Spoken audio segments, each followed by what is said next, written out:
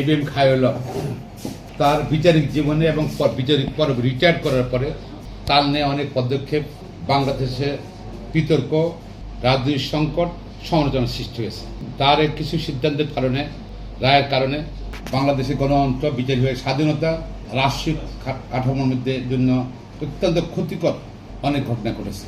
আজকে কিন্তু এই জায়গায় আসছি আমরা কিন্তু খায়রুলের কারণ, খায়রুলের এই তার এই রায়ের কারণে দেশ কিন্তু এত অস্থিরতা। শরৎ বেলি ছিল বলছে যে বিচার বিভাগের বিচারপতিদের না নেওয়ার পরবর্তী পর্যায়ে সে নিষিদ্ধ করে দিয়েছে এবং এবং সে পার্লামেন্টে ছেড়ে দিয়েছে পার্লামেন্ট সিদ্ধান্ত নেওয়ার জন্য।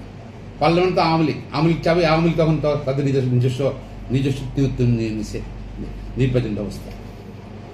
খায়রুল কেন এত করলো, এত কিছু করলো? এই খায়রুল আপনি নিশ্চয়ই মনে আছে রায়ের পরে সুপ্রিম কোর্ট আইনজীবী সমিতি সাধারণ সভা করে তাকে সুপ্রিম কোর্ট আইনজীবী সমিতির থেকে তাকে পার্সন নন কাট আমরা করেছিলাম। সেই খন্দা মাহমুদ সাহেব প্রেসিডেন্ট ছিলেন, আমি সেক্রেটারি ছিলাম। তার কুশপুত্তলিকে আমরা দাওয়া করেছিলাম। আমরা এখন প্রতিবাদ করছি না, তার ওই সময় প্রতিবাদ করেছি। তার কুশপুত্তলিকে দাওয়া করেছিলাম, তার নাম তাকে প্রবেশ বন্ধ করে দিয়েছিলাম। একটা কথা বলছেন যে 39 লক্ষ টাকা নিয়েছে বলছি।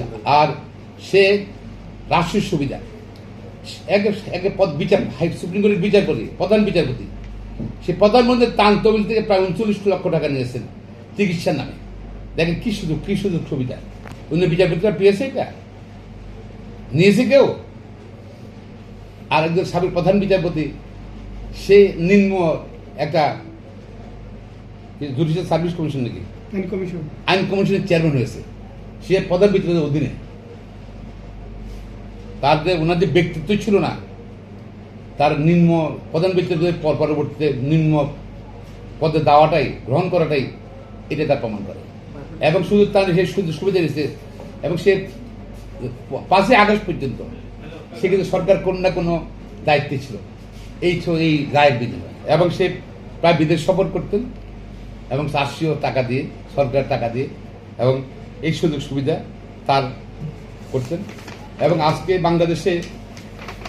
বাংলাদেশে যে হত্যা, নির্যাতন, আমরা মনে করি সব কিছুর জানাইছি।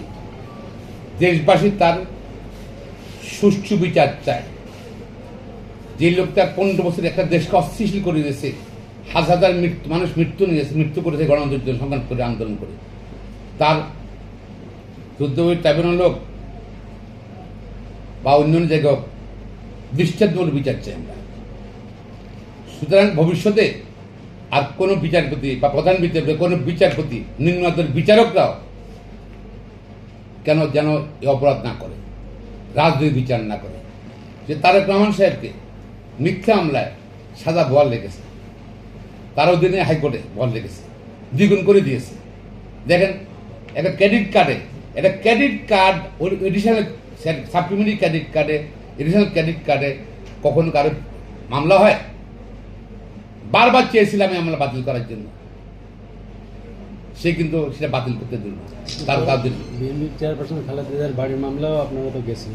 এবং আমরা বলেছিলাম, তার কোর্টে বলেছিলাম যে উচ্ছেদ করতেছে, সে কোনো পদক্ষেপ নেয়নি। অর্থাৎ সে তো তার সাই ছিল। আমরা সবসময় বলে বিচারপতি হতে হবে মেধাবী, ব্যক্তিত্ব সম্পন্ন এবং সৎ ব্যক্তিরা। একজন বিচারপতি অসৎ হলে পরকালে বিচারে তা না, তার জীবিত অবস্থায় বিচার হবে। আজকে গ্রেপ্তারি তা প্রমাণ করছে। এবং নিম্ন আদালত যারা বিচারক আছে, উচ্চ আদালত বিচারক আছে, সবার জন্য কিন্তু ওয়ার্নিং, ভবিষ্যতের জন্য। বিচার পক্ষপাতিত্ব করা যাবে না, রাজনৈতিক পক্ষপাতিত্ব করা যাবে না, কোনো রকম স্বজনপ্রীতি করা যাবে না, দুর্নীতি করা যাবে না, ব্যক্তিত্ব সম্পন্ন হতে হবে। আজকে তার এক্সাম্পল আমরা মনে করি এটা সকল বিচারকের জন্য তাদের সমস্যা আছে, তার শিক্ষণীয়, তাদের জন্য অনুসরণীয় হয়ে যাবে। আজকে খায়রুলের জনগণ তার বিচার চায়, কারণ তার কারণে 15 বছর সে হত্যা, গুম যা হয়েছে, নির্যাতন, মিথ্যা হামলা, সবকিছু তার কারণে হয়েছে। ডায়ালগ সুবাসিত টয়লেট ক্লিনার, যার পাওয়ার প্লাস ফর্মুলা টয়লেটের কোনায় কোনায় পৌঁছে 99.99% জীবাণু ধ্বংস করে।